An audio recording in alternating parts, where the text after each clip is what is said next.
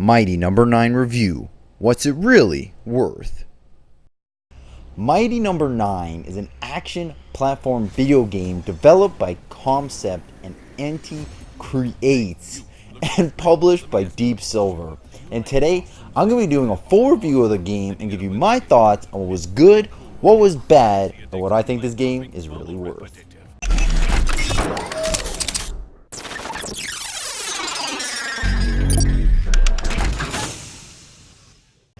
Mighty No.9 was released on Windows, PS4, Wii U, and Xbox One on June 21st, 2016.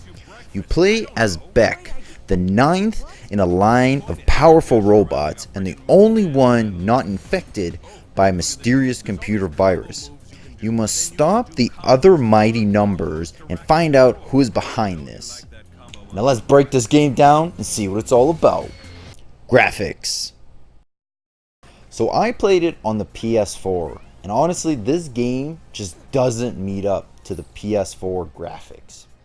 There were some dips in the frame rate, but altogether it was stable for the most part.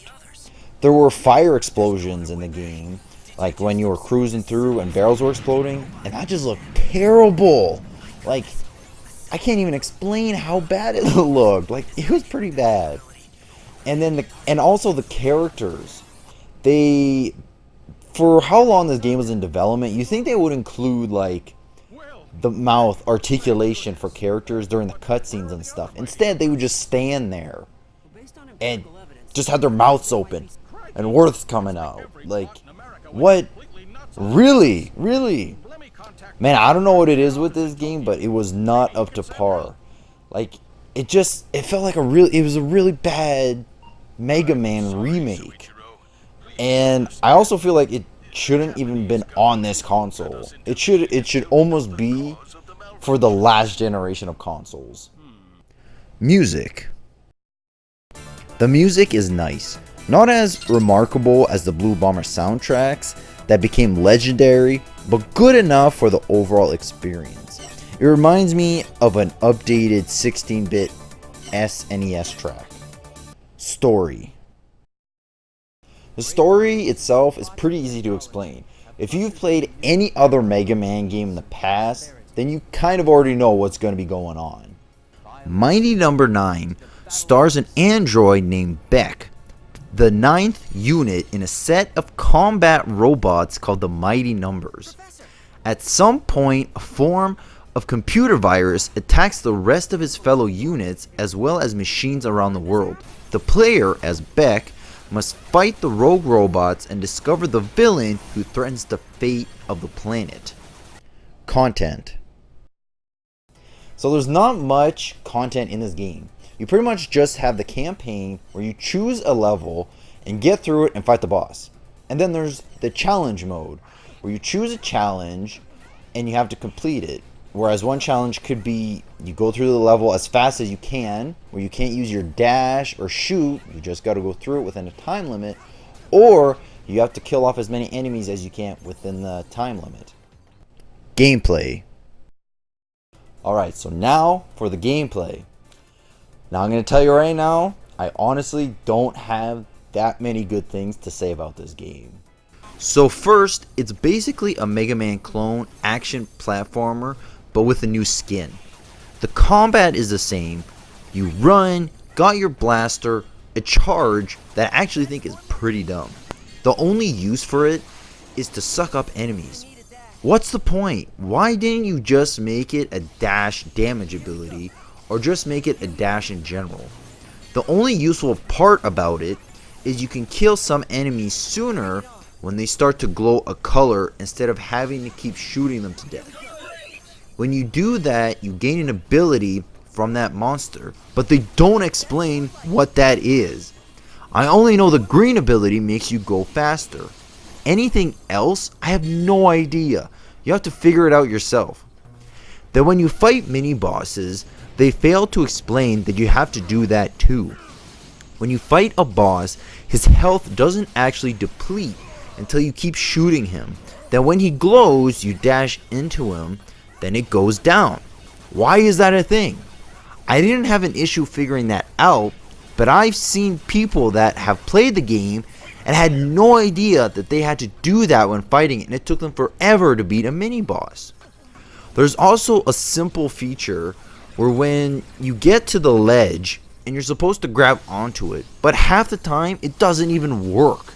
I could head directly into a ledge and he never grabbed on. I would just fall to my death. When you do beat a level, it feels more of a relief than an accomplishment. For me, the only part I actually enjoy is the challenge missions. They're short and they tell you what to do, unlike the rest of the game. Oh, and I've heard that this game won't even play on the Wii U half the time.